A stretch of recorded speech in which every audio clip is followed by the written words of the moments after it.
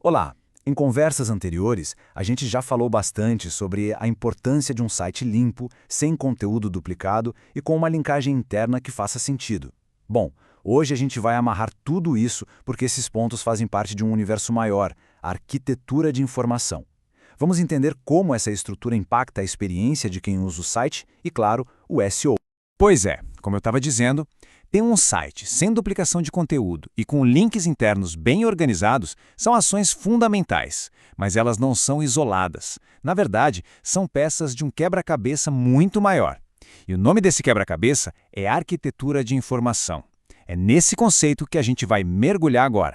Então, vamos lá. Começando pelo começo. Antes mesmo de pensar em design, em cores, em qualquer elemento visual, existe uma fundação, uma base que ninguém vê, mas que sustenta tudo. Vamos entender o que é exatamente essa tal de arquitetura de informação. Olha, a melhor definição que a gente tem vem dos pioneiros da área, Louis Rosenfeld e Peter Marvell. Eles disseram que a arquitetura de informação é como a planta baixa de um prédio ou o esqueleto do nosso corpo. É a estrutura que organiza tudo, mesmo que a gente não a veja. E o mais legal é que ela tem um impacto duplo. Por um lado, melhora a vida de quem está usando o site, por outro, facilita, e muito, o trabalho dos robôs de busca, como o Google. Ok, agora que a definição está clara, como é que a gente coloca isso em prática? Como se começa a construir essa base? Tudo, absolutamente tudo, começa pela maneira como a gente organiza o conteúdo. Isso vem muito antes de decidir a cor de um botão. Uma das primeiras grandes decisões é sobre a hierarquia. Basicamente, existem dois modelos.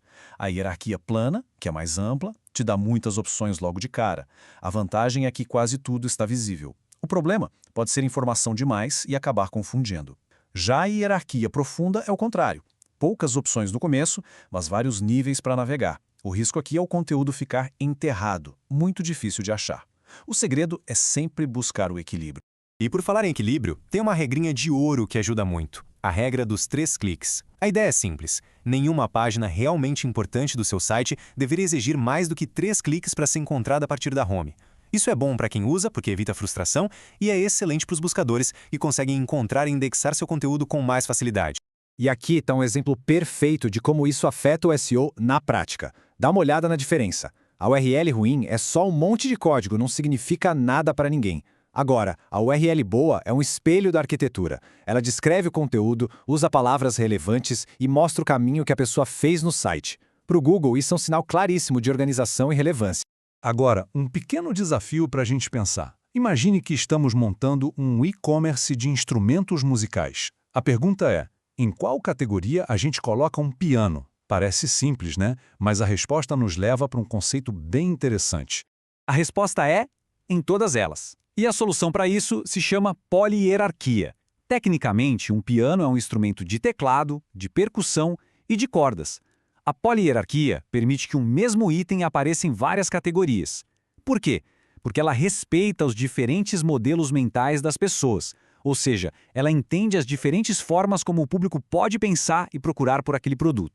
Beleza, a gente já organizou a estrutura nos bastidores. Agora, o próximo passo é como a gente torna essa organização visível e fácil de usar. É aí que entra o design da navegação. Para falar de navegação, a gente precisa entender um conceito incrível do pessoal do Xerox PARC chamado Information Scent, ou rastro de informação. A ideia é que a gente navega pela internet como um animal farejando um rastro.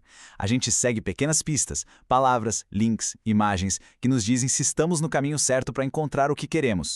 E qualquer coisa que enfraqueça esse rastro atrapalha a navegação. Existem alguns erros clássicos aqui. Usar palavras vagas como explore ou descubra. Usar uma linguagem muito conversacional como eu quero. E claro, o campeão de todos, o famoso link saiba mais no meio de um texto que não dá pista nenhuma sobre para onde ele leva. Além de ser ruim para a usabilidade, é péssimo para SEO.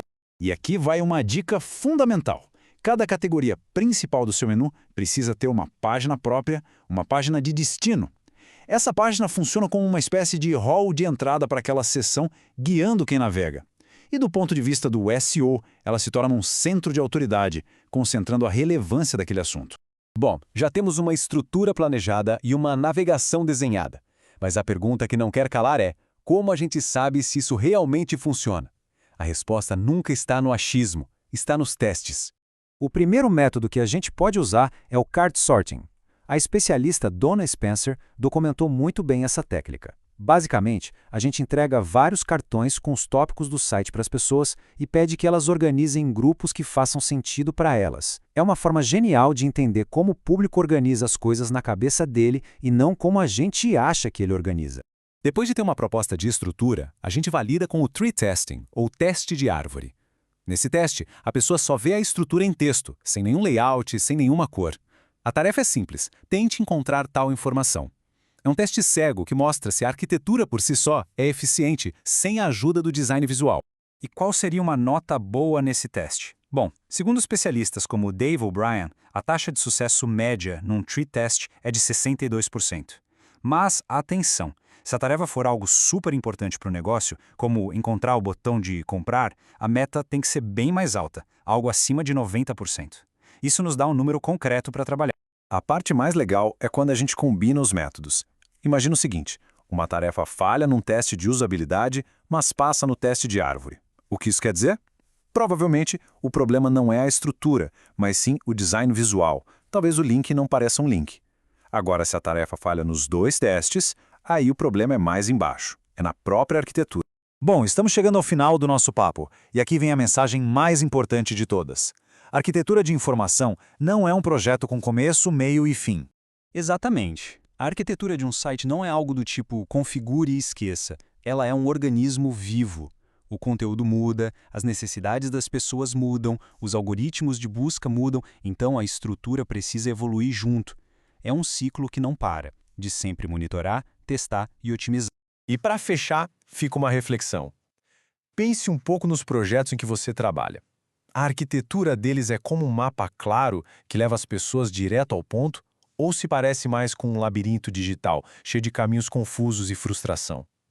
A resposta para essa pergunta pode ser o primeiro passo para uma grande transformação.